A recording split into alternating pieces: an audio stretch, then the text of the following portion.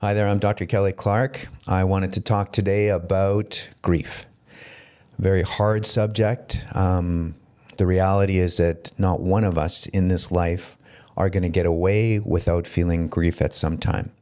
I remember when I was young, and we went through that phase of everybody getting married.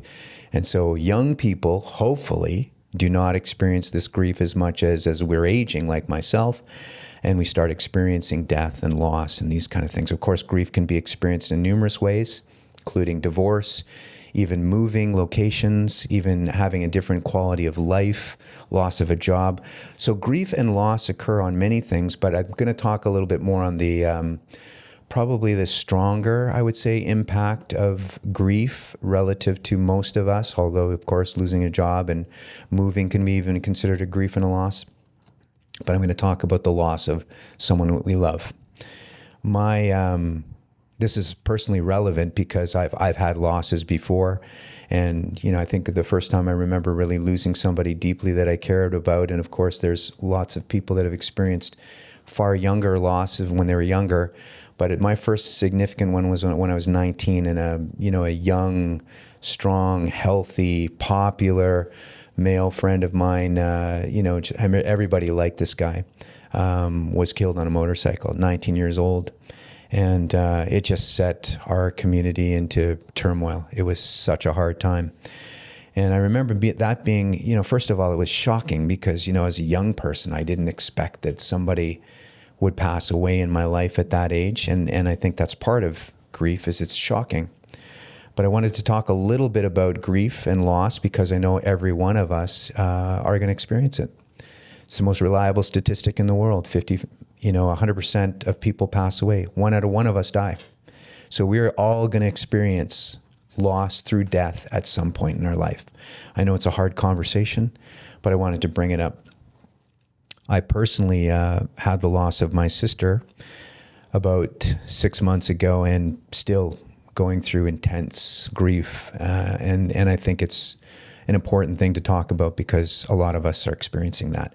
I was reminded of when my sister passed and just completely being lost for several months. I was reminded of, probably a lot of you may know this, I remember hearing a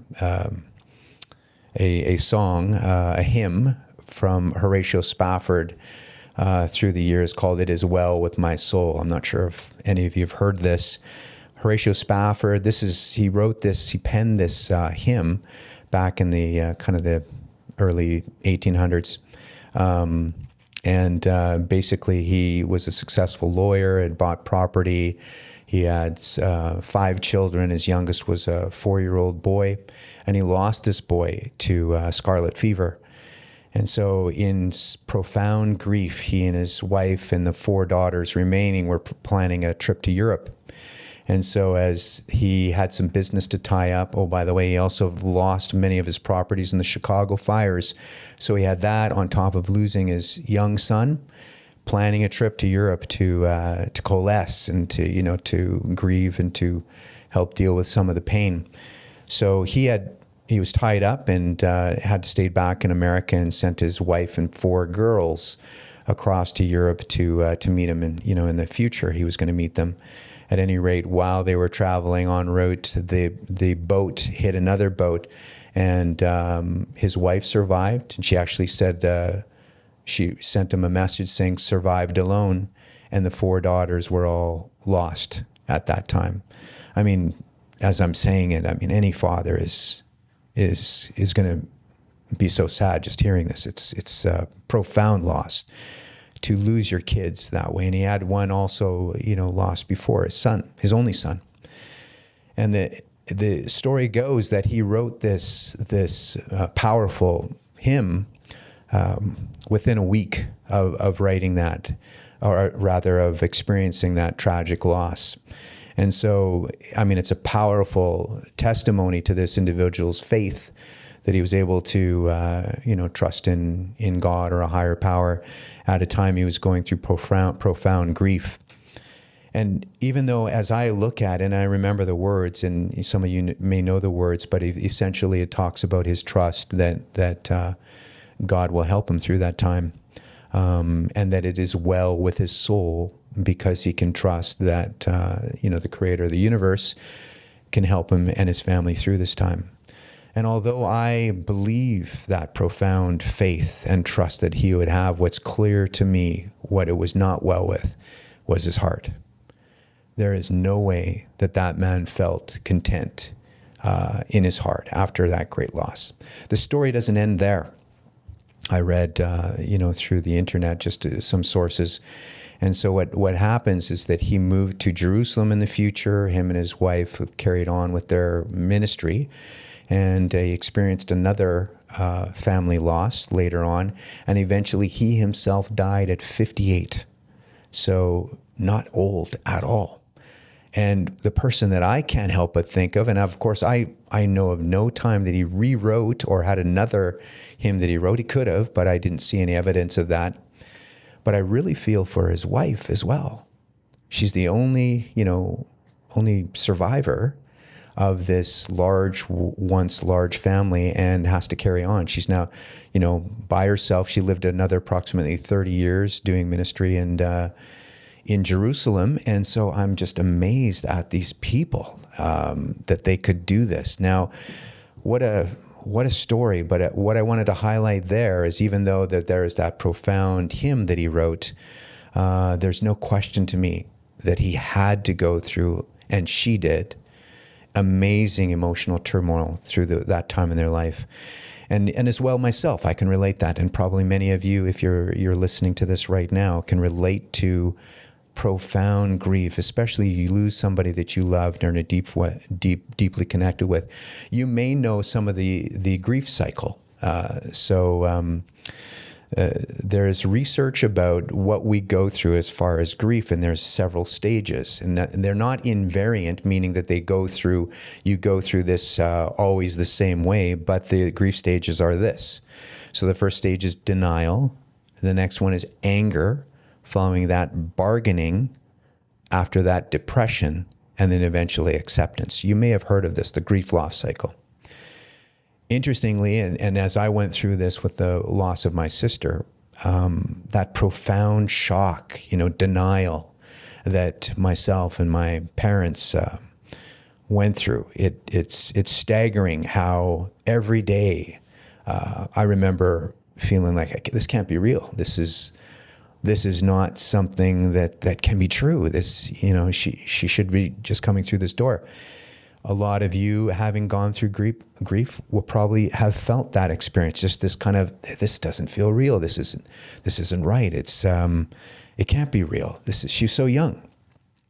Some of the things that I was saying to myself, and there's this denial. And I think psychologically, it's so amazing, the body. And psychologically, what we do, I think that's a profound, powerful tool that our body uses to help us embrace eventually the sad reality of what's happened. So I think, we are in this shocked state of absolute confusion in our life that there's this denial. I can't believe it. This is not happening. And so I think it prepares us emotionally and psychologically for the next things that we go through. But then the next phase, and probably a lot of you if you've had a profound loss, can relate to anger. How can this actually happen? How unfair is this? If this is not right. She's such a good person, in my case, which she was. There's far worse people in the world. Why didn't this happen to them? So this anger, that takes over and that you feel at the shocking reality of what's happened. Next stage would be bargaining. If only I would have, known. In my sister's case, it was cancer. If only I would have known earlier, and if we flew her down to the United States or some other place to get some caring. Probably any of you that have lost somebody remember going through this bargaining.